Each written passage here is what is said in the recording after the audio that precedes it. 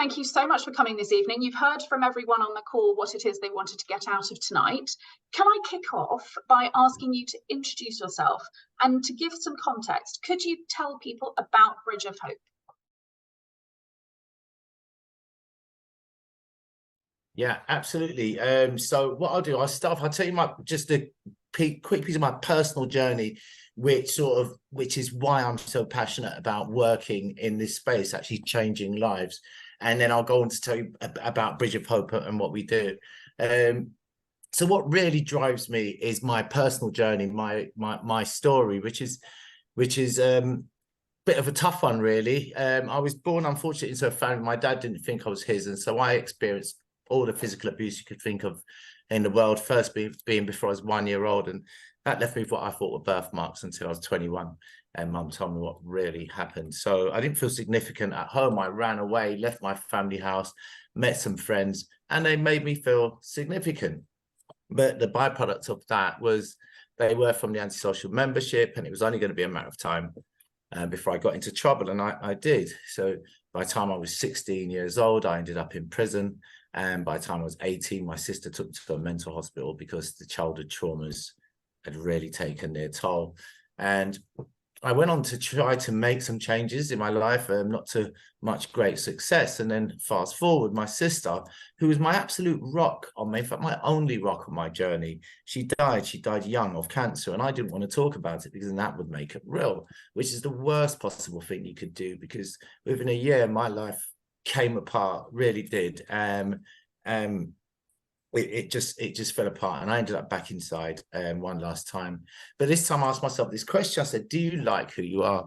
And the answer was a solid no. You know, in fact, I thought if this was going to be my life, my existence for my future, I didn't see the point in having one. And so that was the day I was going to end it all.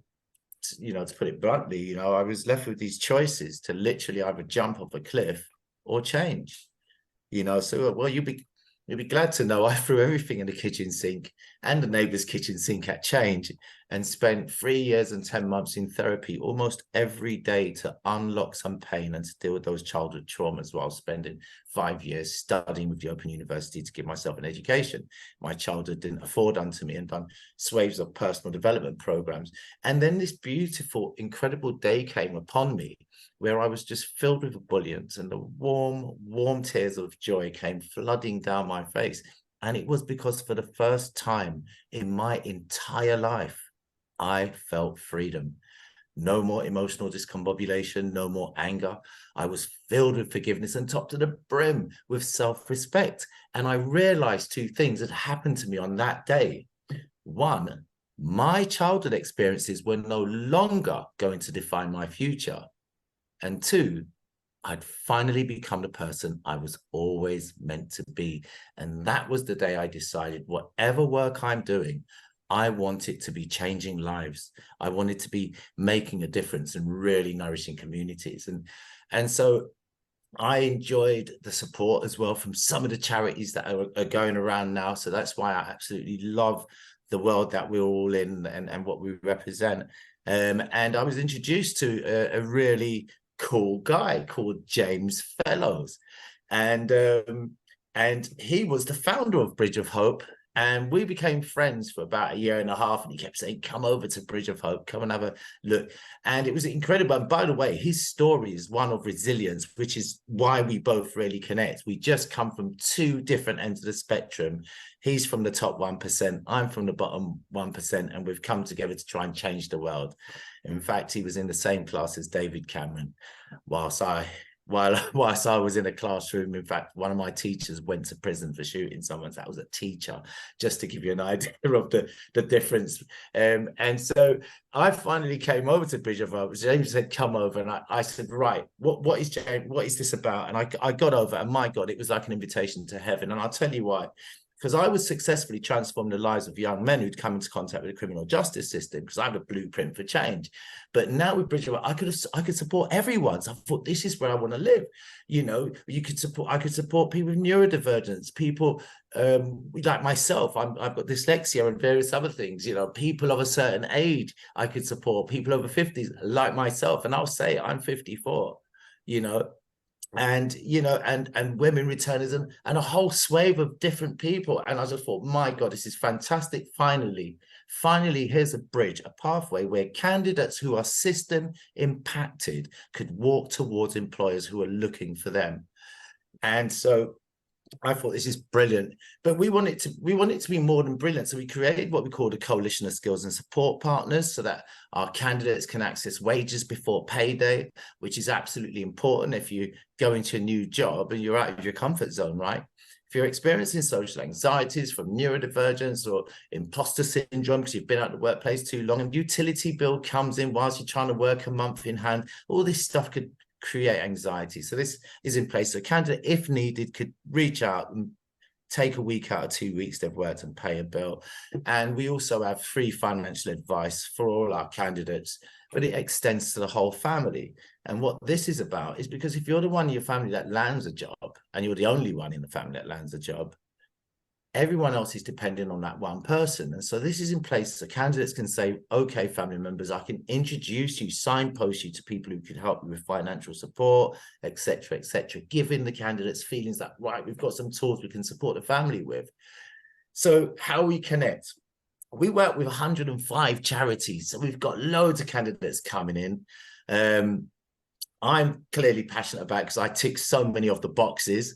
There's intersectionality central going on right here. And it's free for all the candidates to register on Bridge of Hope and be facing employers who are looking for them, and it's free to all the charities. But we have like 54 blue chips now all signed up, and I get to talk to these employers, you know, to see where they are, you know. And there are, we were talking earlier on about employers who just do this because they want to tick a box and this type of thing. Well, you know, we have a talk with employers, and if we sort of detect that employers are not doing it for the right reasons, we won't have them on Bridge of Hope, or we'll at least go back and have a really strong discussion with them about their pathways once things are highlighted, because not all the time these things are noticed by the employer. They're just going for it because there's targets to be met. So when we get to talk to them, I get to share personal journeys with them, so they get to understand the importance of social mobility and what they're doing. And I tell them really cool things like stop recruiting and start changing lives. Because if you do that, the interview questions will change. Simple things like that. The interview question will go from actually trying to catch you out and all this stuff, as to actually, I see you as a diamond in the rough. Let me see what I can do with your skills. And your conversation in interview becomes a completely different one. Attitude to recruitment changes.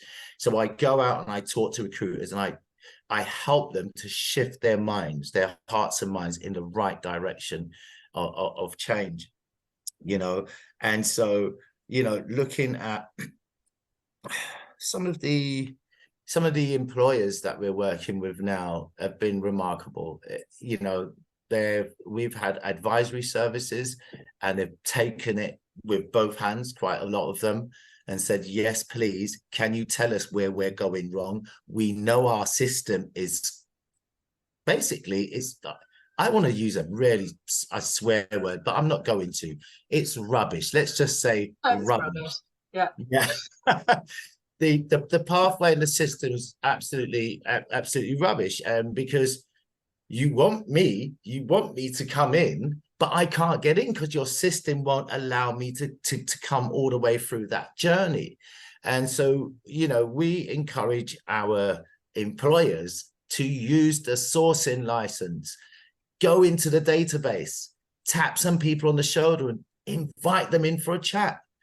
Don't wait for them to come, you know, to try and go through your system. If you're saying to us, look, we haven't got anyone come through yet, we'll say, right, have you changed your applicant tracking system? Are they going through that very same system that is looking for people with a first or a 2-1 aged under 25? Is that what your applicant tracking is? No wonder you can't find the people you're looking for. And it's so I'm here, we help them to go in and find those people. You know, so anyone who's sort of listening now, I would urge that you sort of register on Bridge of Hope Careers so that you're up there. Upload your CV. And please, if you are applying for some jobs, just the group of you are there, and I'm going right outside of my remit, but I'm just passionate about helping. So if you do apply for a job, please let me know which one you've applied for. Pop your CV over to me as well, so I can chuck your CV over the wall and onto their desk in some way or other, so that they get a two sort of pronged approach, you know, because it's really important that people get over that wall and into those jobs, because they need to come back and tell the stories. They need to be telling the story from inside the workplace to attract more people and to get people to understand the importance of it from the inside. I just can't understand why anybody wouldn't want a group of people who are over 50s, heaving with experience. I mean, I can't understand it either, which is partly why I'm on this sort of, you know, what would you call it, bandwagon, I suppose, but you know, we're all here for the similar sort of purpose. Yeah. I've seen a comment in the chat. Yeah, there is a lot of laziness out there, I think, Simon, and you know, unfortunately there's a lot of people have got jobs to do, right? If you've got a manager screaming, we're so understaffed, under-resourced, get me someone ASAP, people tend to go back to what they've always done. It's quite hard to reinvent and start things from scratch. And even if you do reinvent and start from scratch, where's the proof it's going to work? How do you convince the finance director that it's worth doing something different? You know, it's quite a hard punt. So it really does take, it's not just the time. A lot of it, you need the resources internally from other people to support making some sort of quite significant change. And if you're going to be talking about ditching an applicant tracking system, oh, good luck with that one, right? I mean, people have invested a lot of money in that, so it's a big deal. They've invested huge amounts of money into these applicant trackers, and it is a big deal. But if that system is keeping people out, they want to raise their diversity levels, they want to do all the right things, even if they're just doing it to tick that box, that system is stopping you from reaching those targets anyway.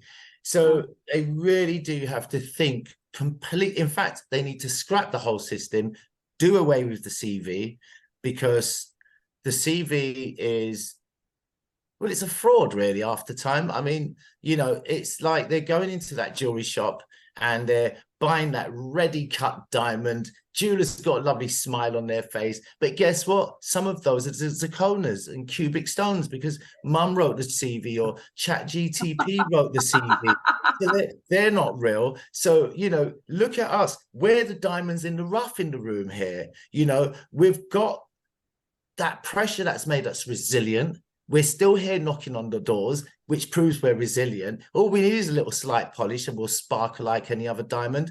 But it's pressure. It's pressure that has made a diamond so special. And it is pressure that makes us system impacted candidates so resilient and filled with grit.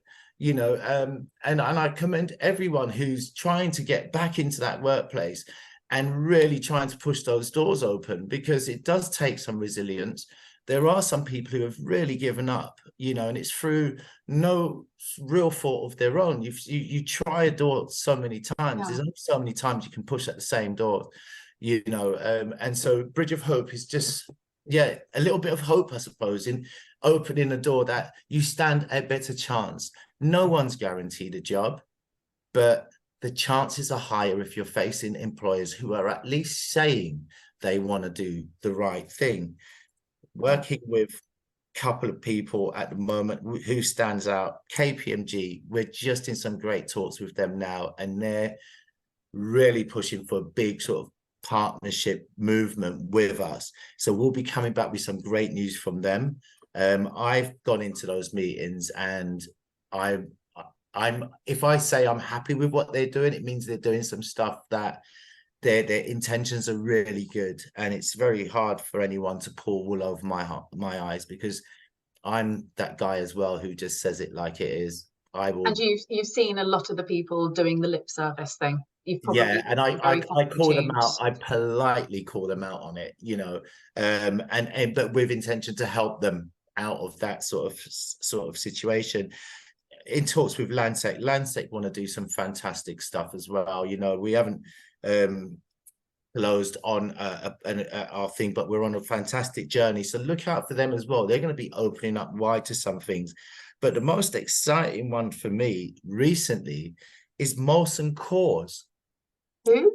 Molson Coors. They're one of the big drinks people in huge. And they're going to start open hiring. Now, I don't know if anyone knows what open hiring is, but it basically... Elaborate, yeah. It basically means that, okay, Body Shop done open hiring. They only asked 3 questions at interview. And that was, can you lift over 50 pounds? Can you stand up for 8 hours? And are you legal to work in the country? That's the interview, finished, done. And it didn't matter what age you are, what background, you'd go in and you prove yourself. The job was yours to lose. And that was fantastic. And that got so much system impacted people through the door and gave them the opportunity to prove themselves. Molson Coors are going to be starting to do that. And so we will be shouting out about that. So once you're on Bridge of Hope, you'll start seeing that sort of stuff coming through on the news as well. And so, yeah, looking at the Maurice, who spoke about the probation and who's sort of working with offenders. Timpsons are doing really good in this space. Yeah, that's a good point, actually. I have to say, Timpsons, they are good shout. Pioneers in that space right now, and always a great place to start for people who have come out of the criminal justice system and they want to actually get into something. They might not want to get into what Timpsons do, key cutting, shoes stuff, and or running one of their franchises. But guess what? It's a chance to actually get in the door, and it's easier to get a job whilst in a job, etc. And if these are the guys that will let you in, that really will change the game for some of the candidates there.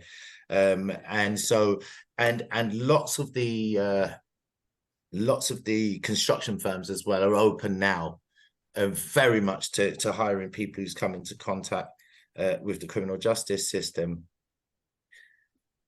And just having a look at some of the other there's a hack that I heard. I have to share it. Yeah, go on. So I don't know if anyone knows about ChatGTP. I haven't played around with it as much as I feel I should, but I know what you're talking about. Right, my son's been using it to write code to make a game. So that's at that point it blew me away. I was like, my gosh. But basically, this hack that people have been saying that they've been using with their CVs, because the applicant tracking systems are keeping out people that are not meeting certain criterias. And apparently you can add all those criterias on your CV, change the color of the text to white so it doesn't show up. And on the applicant tracking system, it will bring you into that stage where you get the interview. And so you can at least say, hi, I'm blah, blah, blah, etc., etc. I'm just saying this is a hack. I'm not saying anyone should go and use it, but definitely go and try it out. Well, I'll tell you what, I don't mind, because I can't condone making stuff up, but I can absolutely condone doing something like that to get to an interview and then saying, right, cards on the table. I use ChatGPT to get past your applicant tracking system, because if it wasn't for that, I wouldn't be here today. I quite like the ingenuity, I quite like the proactivity, and I quite like the initiative. That's the exact way to go in with it and be open about it. Just say, look, you can't see it because it's in white, but I had to use this technology to get past your systems. But I'm here now. My name is Chance Bleu-Montgomery, and these are my skills and qualities. And as you can see, I'm already innovative. Otherwise, nice hack. I would have never made it past your tech. I would have never made it past your technology. So they already sort of turn it into a real positive. So that's one to write down. If you're, like me, we all look the part, but we might not be as on it with tech as we should be. So I asked my son, figure this stuff out for me. anywhere. That's brilliant. So reach out to your younger generations if you can't figure out how ChatGPT works. It's worth having a look and asking it some questions. Yeah. We've got a question in the room. Yeah. Maurice. Going on from that, around your applicant tracking software, what graduates used to do before ChatGPT used to just copy the whole lot and put it in the smallest possible font at the bottom of the CV, and that was always around. What our graduates used to tell me that's how they got past it. But then the applicant tracking software picked that up, and it would just eliminate all the words from the original job description. Okay. But that used to get people through. Wow. Brilliant. So not quite the new hack we thought it was. Oh well. No, it sounds like it's an old hack being made modern. For sure. But I'm with you, Chance. I think ditch the CV ideally, because it's stupid that we have to hack our way around stupid systems that are broken anyway. Let's be honest. I love that you've named out some really inspirational employers who are doing work that impresses you. What's your view on the kind of, there are a couple of people that sort of said, you know, this movement, if you like, towards, you know, the people getting a bit older. What's your kind of collective perception of what everyone is saying in that space?